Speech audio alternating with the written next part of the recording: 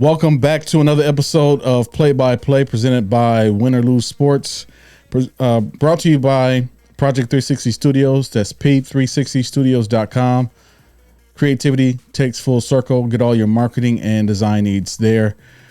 So this is episode number 16, I believe is 16. And we're going into week number 16 of the NFL. Last week was a interesting week for the NFC. So I've been talking about the Cowboys and how great the Cowboys have been playing. How phenomenal Dak has looked over the last 5 or 6 weeks. How great the defense has been and how CeeDee Lamb and Pollard's been running the ball. Unfortunately, that didn't happen against Buffalo for whatever reason.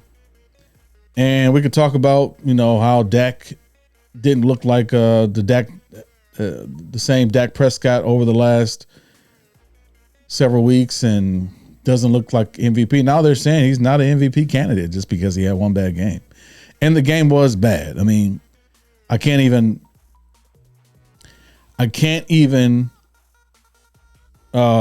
defend what happened in that game. Now I can say that I don't think this was Dak's fault. I don't think this was the offense's fault on how they performed. And a lot of people are going to say, well, what about, Dak is, he's the quarterback. He's supposed to lead the team and be the guy who puts the team on his back and scores the touchdowns or, get his team downfield to score a touchdown. Well, he can't do that if the coach isn't calling the right plays. That's what it looked like to me.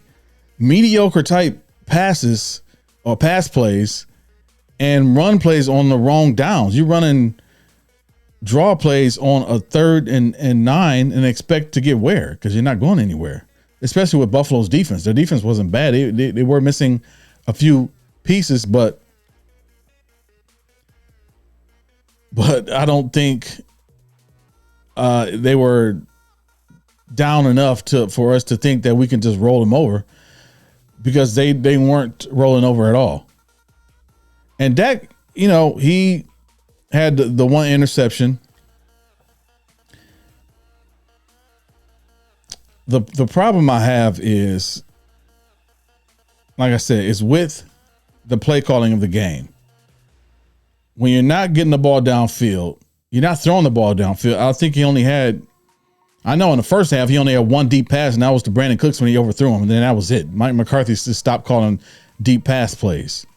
And you can't throw the ball downfield if the receivers aren't running the routes, so he can't just throw the ball down there. The plays were not being called for us to execute the game in order to win the game. That was a terrible call game by Mike McCarthy. I don't know what he thought was happening. Maybe he was scared because of the weather conditions in the field, and we're on the road and it was cold, windy and rainy. That has nothing to do with it. You got to call a play to win the game. You can't call conservative plays and expect different results. Expect winning results, because that's not how you call a winning football game. On the defensive side and special teams, we had the most bonehead plays ever. Sam Williams to block a punt and run it into the kicker. So then they go down and score the first touchdown. Second time, DeMarcus Lawrence roughing the passer, and they go down and score on that drive on the 4th down and on 3rd down, when they're punting the ball and when they were going to punt the ball. Those kind of plays right there is going to cost the Cowboys playoff wins and potential Super Bowl wins. Cannot happen. It's so disappointing that these veterans who've been in the game for years get these bonehead plays.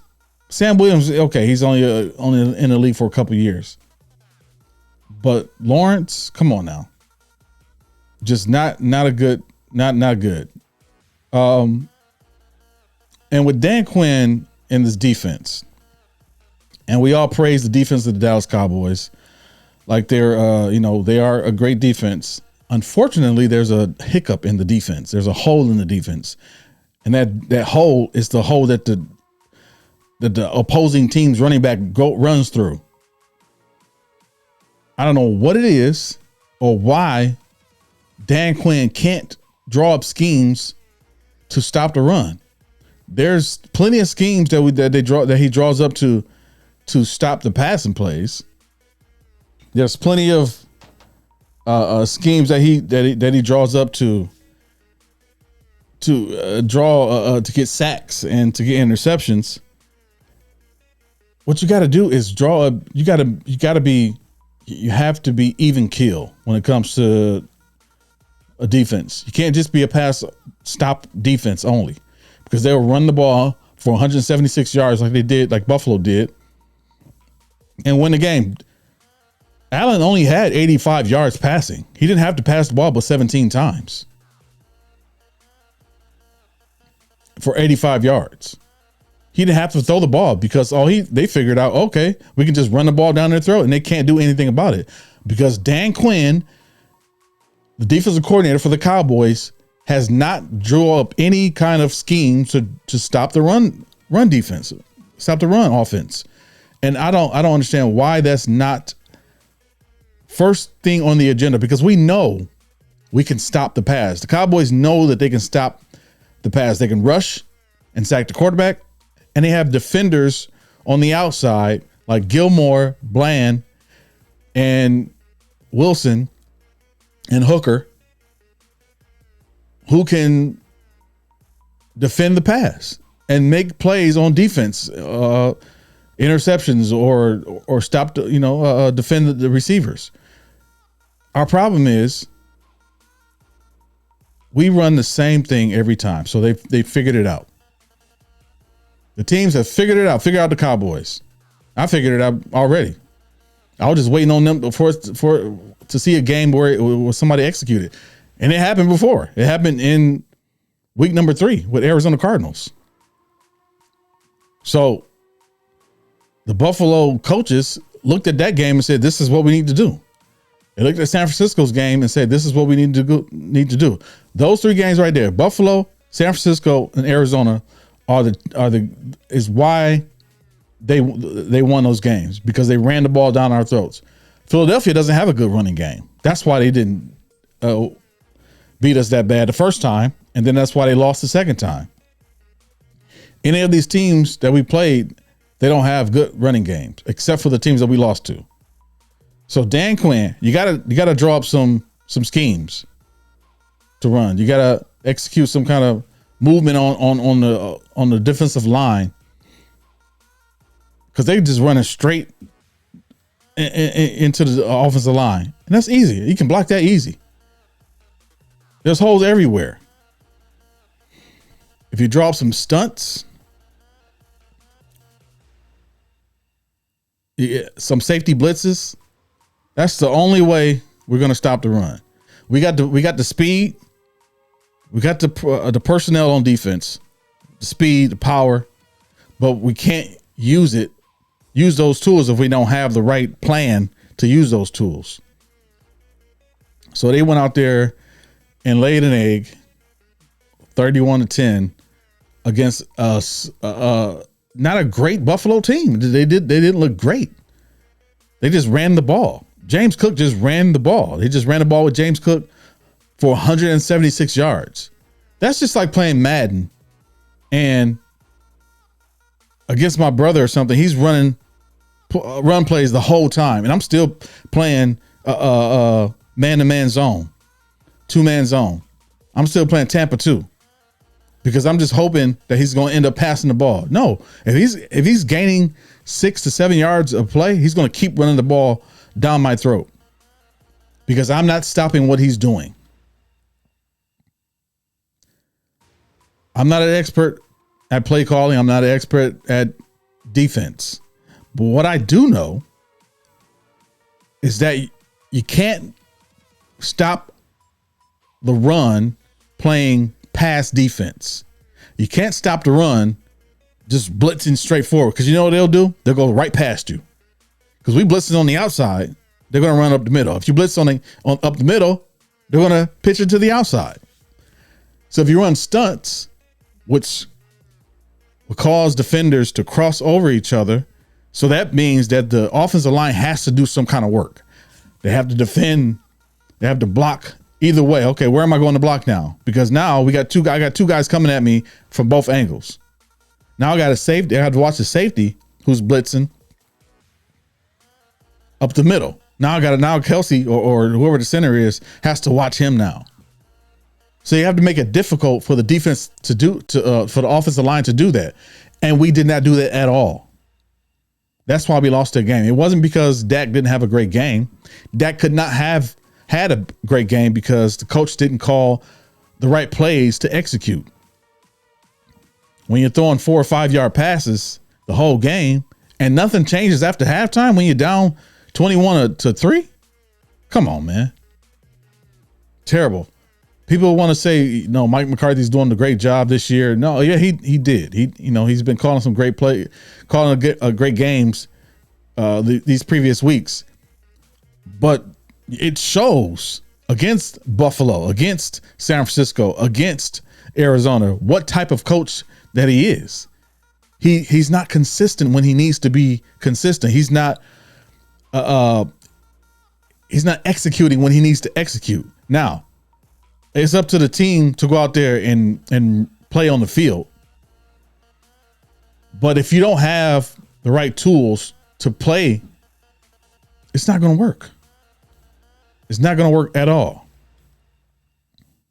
They're not going to be able to win games if coaches aren't doing their jobs. Players can only play on the field and do what they're told to do by the coach. They can only execute the plan that the coach has in place. Now, fortunately for the Cowboys, the Eagles lost on Monday night. And I picked the Eagles to lose that game because I knew what was happening. Stefanski, he just doesn't have the plan in place to get this team on the right page. Now, it could be because there's players missing, injuries, coaching staff is not the same, but the way they've been playing all year is the same team that's been playing, that's been winning. It's the same team that's been losing, because the games that they won weren't by much. Just like when they beat the Cowboys the first time in week 9. It wasn't by much, but 3 points.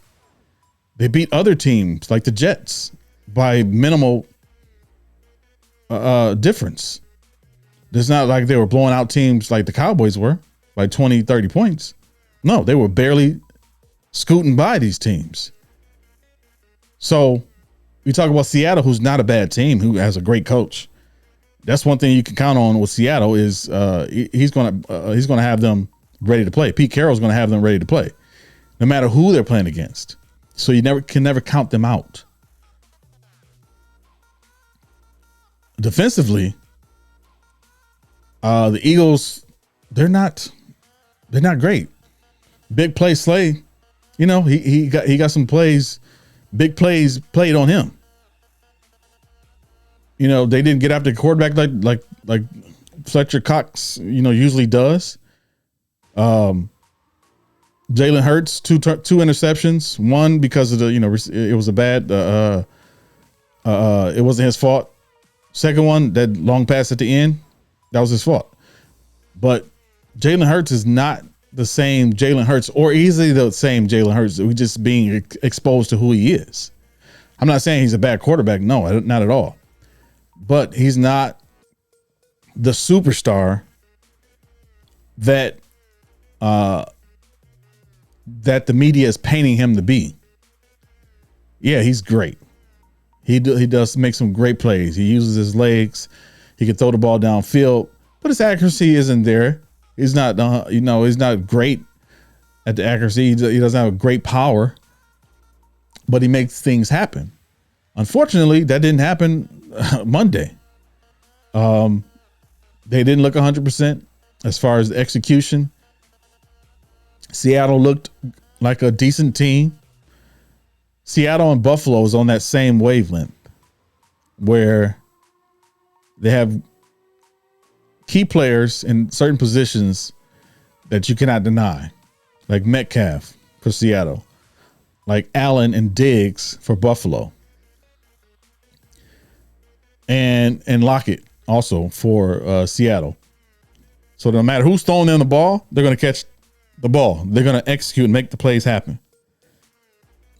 Now, who is the best team in this position right now, with both teams at 10-4, Philadelphia and Dallas at 10-4, with the schedule left? Philadelphia plays the Giants twice, and Dallas plays Washington. Well, Miami. Let's go Miami, Detroit, and then Washington. Which two out of three of those games they can win. Miami game, that's who they play Sunday. That's a game. That's another game that Mike McCarthy has to show up, because I know Dak will, because the confidence is there. But it's up to the coach to allow him to be the quarterback that he's developed to be. Philadelphia, on the other hand, we don't know who they are. Like, they lost their identity. We know who the Cowboys are. Cowboys are a pass first offense who can run the ball a little bit, who can defend the pass. That's what we need against Miami, and who's not good against the run at all. Miami's running game isn't that great, but they have a running game, but it's not that great to where it says they're going to run down our throats, and that's going to be a problem. Now, the problem will be Tyreek Hill. If he gets the ball out the backfield, and they'll do that from time to time on some trick plays. But the focus should be on what we've been doing over the last few weeks. Stop the pass, get after the quarterback, get after Tua, which will cause problems in the pass game, and figure out a way to stop the run. Now, that'll be the same thing against Detroit. Detroit's run game is, it's pretty decent, but the pass game with Amon-Ra St. Brown there, and Jared Goff and Williams. Now, that's the focus that we need to be on, and that's our game. That's our game. That's pass defense. Philadelphia, they got to figure out who they are on defense and on offense, because it's like they lost their identity. The only thing they have for them is the tush push, and that's not going to win you football games. That's not going to mark. You can't march downfield for 80 yards doing the tush push and expect to win football games. You got to figure out a way to get the ball downfield, and A.J. Brown is there. Devontae Smith is there, but Jalen Hurts has to get them the ball. That means you have to get them the ball in certain in different areas of the field. Goddard is there. Dallas Goedert is there. Get him the ball downfield.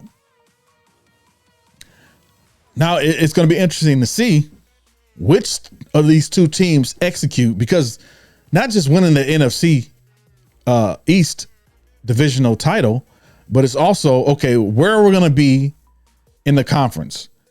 San Francisco's, it doesn't look like they're going to lose more than one or two games, maybe just one game. And right now they're only have 3 losses. And this week they play the Baltimore Ravens. So that'll be a tough game for them. So this is going to be an interesting week for all 3 of these teams at the top of the NFC East. San Francisco looks great all around. Like I said, they look like the best team in the NFL. Baltimore could upset them in San Francisco, and I wouldn't put it past them, because that's just how good they are. They're unexpectedly good in certain areas of the game, and I think that'll surprise San Francisco on how great they play. So it'll be interesting to see when it comes to not just the divisional titles of the NFC East, but where do these three teams end up at the end of the season?